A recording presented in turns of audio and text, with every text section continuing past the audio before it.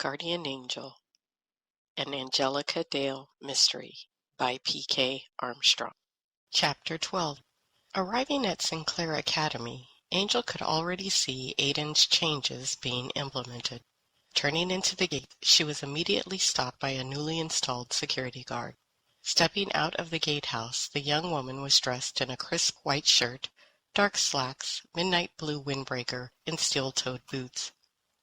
She was armed with a taser and two-way radio. Angel's sharp eyes also recognized the leather case clipped to the back of her belt holding a collapsible baton. "Identification, please," the guard firmly requested while referring to a computerized handheld. "I don't have any appointments at this hour for the school. What is your business here today?"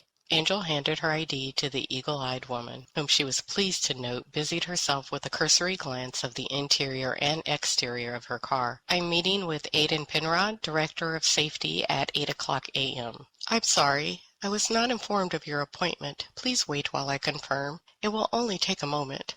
After she stepped into the temporary guard tower, Angel heard the radio come alive as she verified the appointment with Aiden's office. Stepping back out into the lane, she smiled. "Thanks for your patience. Please continue down the lane. You'll come to another gate, slow down, and it will be opened by another guard. Please then proceed to the visitor parking on the right." "Thanks." Angel followed the guard's direction and slowed as the second gate, currently under construction, came into view. Angel noted the second guard also checked her license plate and the back seat of her car as he manually opened the gate and motioned her through to visitor parking. As she made her way to the administrative offices from visitor parking, she was met by another greeter, this time dressed in a dark skirt, light blouse, and large matching chunky jewelry displayed around her neck. "Hello, you are Angel?" "Yes, right. Please come in. Mr. Penrod is expecting you." As they reached the inner office door, Aiden stepped out to meet her, dressed in a dark blue suit, dress shirt, no tie. His "Hi, Angel," couldn't hide the mischievous smile. "Sorry for the delay, but I thought it would be a perfect opportunity for a procedural run-through." "I figured as much," she nodded in approval. "The uniforms are appropriate, not too formal, but enough for visitors to respect the position." Both guards were very observant, checking the inside and outside of the car and gave clear instructions. Aiden led the way into a temporary trailer currently being used by the security team.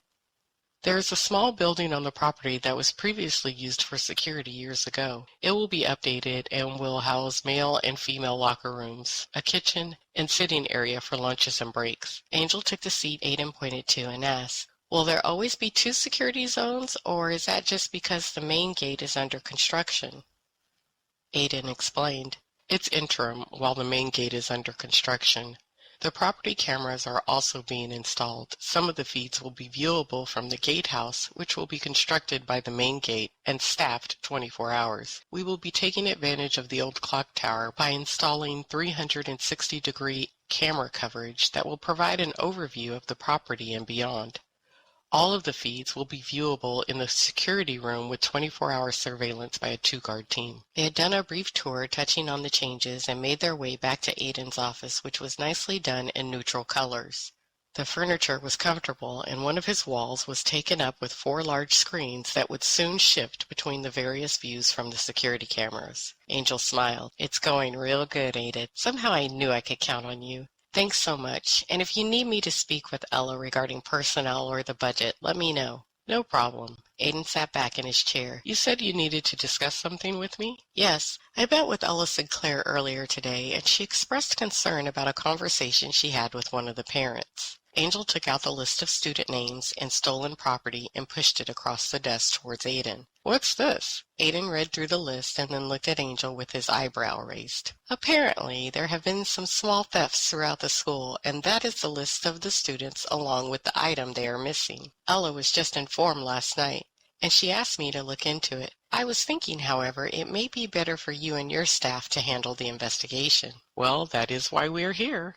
Aiden paused in thought and then caught the look on Angel's face. "There's something else?" "Yes, there is. The thefts got Ella thinking about the past few months here at Sinclair, and she's wondering if maybe there is some kind of pattern."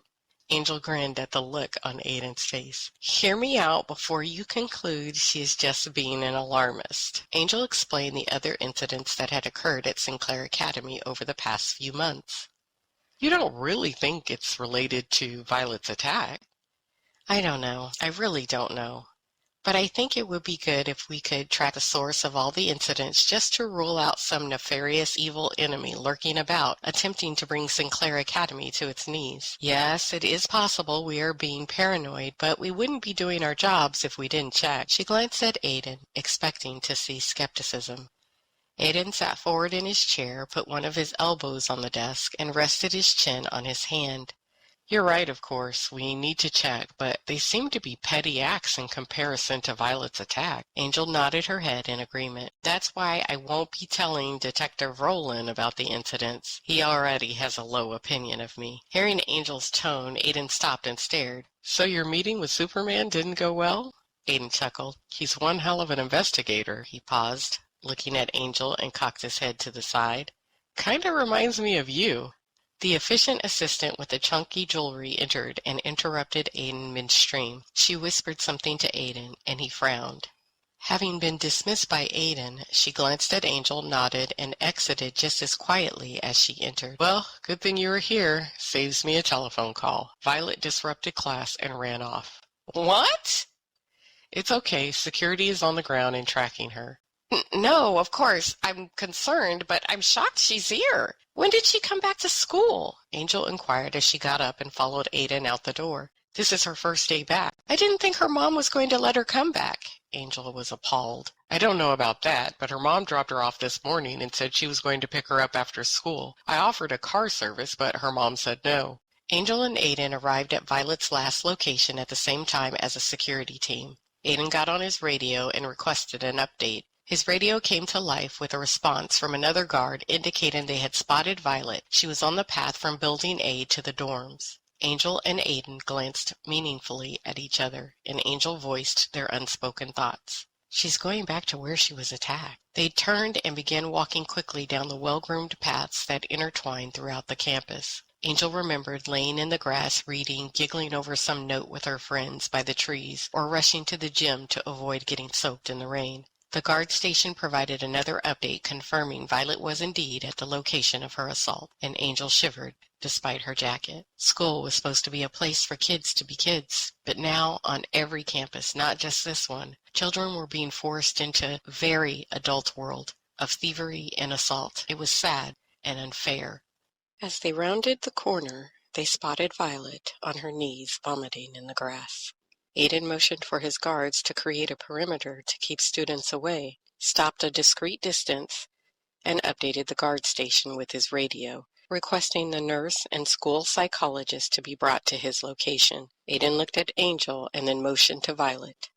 Angel nodded and began approaching Violet. Violet? She whispered, not wanting to alarm her, but Violet jumped anyway when she heard her voice. She was still heaving and shaking and had wrapped her arms around herself. She was struggling to grasp for air, and Angel feared she would begin choking on her own vomit. Violet, you have to calm down, okay, my sweet? Angel moved closer, making soothing sounds to try to calm her. Violet, it's okay. I'm here. You're not alone. The nurse and psychologist were coming at full tilt, and Aiden slowed their rush and motioned in Violet and Angel's direction, by which time Angel had made it close enough to Violet and motioned to the nurse for towels. Bless her. The nurse wet a towel from a bottle of water and moved closer to hand it to Angel, who took it with a nod. Angel leaned in so Violet could see the towel and whispered to her, "Let's see if we can get you cleaned up a bit, honey, okay?" Violet did not protest, so Angel started wiping an arm and then a hand. The efficient nurse had wet another towel and folded in a square. She motioned to Angel, and Angel, correctly interpreting her instructions, placed the wet square on the back of Violet's neck. Angel looked at who she guessed was a psychologist and, motioning with her hand, asked if she should trade places with her. The psychologist shook her head, pointed at Angel, and nodded her head so Angel stayed put. Violet's breathing was still raspy, closer to normal, but raspy. The vomiting had stopped, and Angel was still wiping her hands and face with the wet towels. "Violet, why are you here?" Angel asked softly. Violet hiccuped and sighed. I don't know. I just had to come." "This isn't good for you, sweetie. Let's go in." Angel moved to her knees and took her jacket off and draped it around Violet's thin shoulders. She stood, and Violet's eyes looked at her wide, shocked, and full of tears. Why did he hurt me? What did I ever do to him? Her head dropped again, and she began gulping for air. Angel was startled. There was something about the way Violet asked after her attacker. Violet, do you remember something? Do, do you know who did this? Violet began shaking her head violently and attempted to pull away from Angel and run. Angel dropped to her knees again, and this time put an arm around Violet and pulled her close, stilling her. It doesn't matter, Violet. No matter what, I promise you, Detective Roland and I will find out who did this, and we will make you safe. Violet's tears and heavy breathing began subsiding, and she allowed Angel to help her to her feet. The nurse and psychologist came forward. Violet, can you go with the nurse? I'll be along to see how you are, okay? Angel watched as a small group walked slowly away, Violet in the middle. At some point, the psychologist reached down and took Violet's hand, and they walked toward the offices. Angel walked to where Aiden stood and waited as he dismissed his security staff. They began walking side by side back to his office. I heard what she said, Aiden said in a low tone. Do you think she knows who attacked her? It sounds like she's remembered something, doesn't it? Angel admitted. Her hands were balled into fists, and she banged one of them on her thigh. That little girl should not be here. She should be at home with her mother. Really? Because from what you told me, that may not be the best thing for her either, Aiden stated with brutal honesty. Angel took a few deep breaths and relaxed her fists. Yeah, probably, but she needs to be somewhere safe. They stopped where the path was looking out over a large grassy area. Several paths intersected there to form an open area where students were lounging in the grass or sitting at tables. The girls were reading or laughing over their cell phones. She looked at them and sighed. They all need somewhere safe. After an afternoon of interviews with various students, Aiden had already identified the culprit, Deidre Meadows. She was the daughter of a small banker, John Meadows. Aiden called administration to pull her out of class and called one of his female guards to sit in on the interview. He had decided to interview her in his office because he could just hear the school and her parents screaming if he put her in one of the interview rooms, which looked more like an interrogation room at the local police department. Ella Sinclair spared no expense, and his office was tastefully done in mid-management level furniture, which was shining as much as the glass windows that made up one of his walls. His secretary buzzed, and a few seconds later entered his office with his female security guard, Myra, and a defiant Deidre in tow. Aiden motioned for Deidre to sit as his secretary closed the door behind her. Deidre, do you know why you are here? Aiden started casually. Deidre shrugged her shoulders and sat in stony-faced silence. Aiden tried again. You know, you can sit there with an attitude and not say anything, but I'm going to give you a little tip. You are not here by accident. Aiden paused to see if she was listening. You watch TV. In this situation, a good cop is going to already know the answers to the questions he's asking. I am just giving you the chance to own up to what you have done, so you can make it easier for yourself. Deidre rolled her eyes.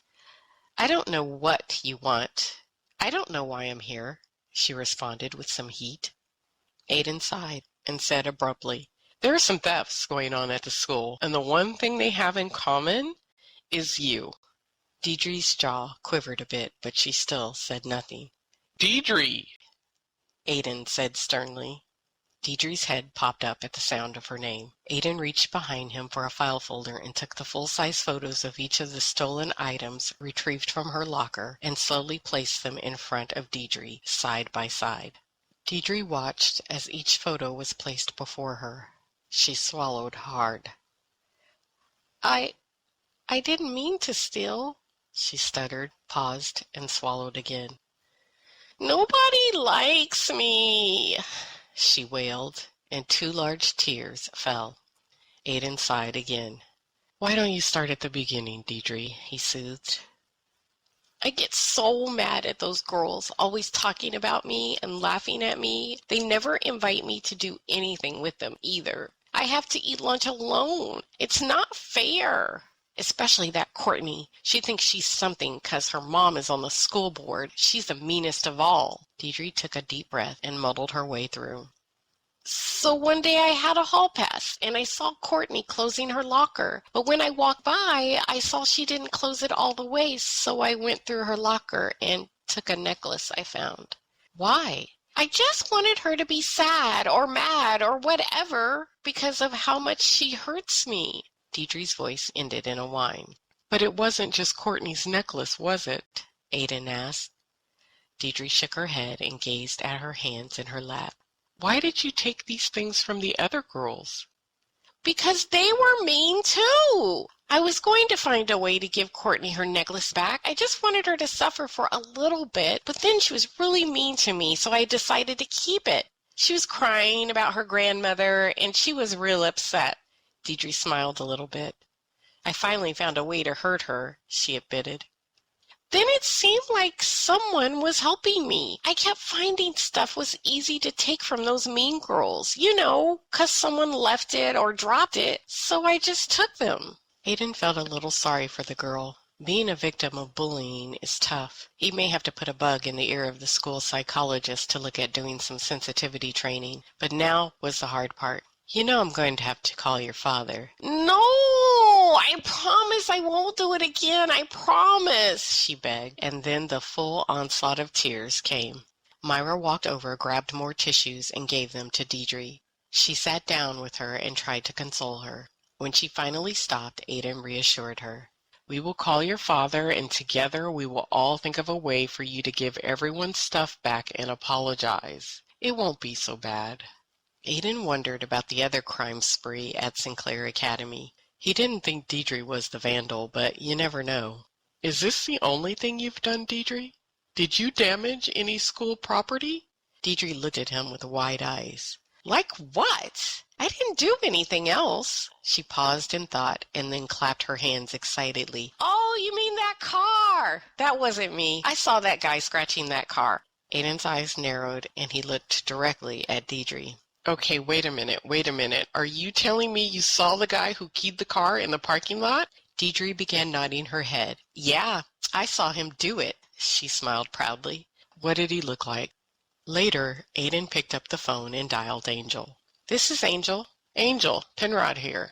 I just called to give you an update. I found your thief. Her name is Deidre Meadows. She's a 6th grader. It seems she was being either left out or bullied and kind of fell into stealing to get back at the girls that were being mean to her. I've notified administration and the principal, and I will be meeting with her parents tomorrow. Do you want to update Mrs. Sinclair? Yes, I will. Good job, Aiden. I knew you would close it quickly. Thanks, and you are welcome. And then nonchalantly added, oh, and while I was at it, I got a description on your car vandal. He waited for Angel's reaction. What? Are you kidding me? Angel shouted. No, not kidding. Apparently, during one of her attempts to steal something, she had to duck into a storage room of some sort. She looked out the window overlooking the parking lot and saw the guy. Tall, skinny, white male who looked like he needed a bath, wearing jeans and an army jacket. That's her description verbatim. So at least our vandal and Violet's attacker could very well be one and the same. Angel paused worriedly. Thanks, Aiden. I'm going to have to bring this to Detective Roland's attention.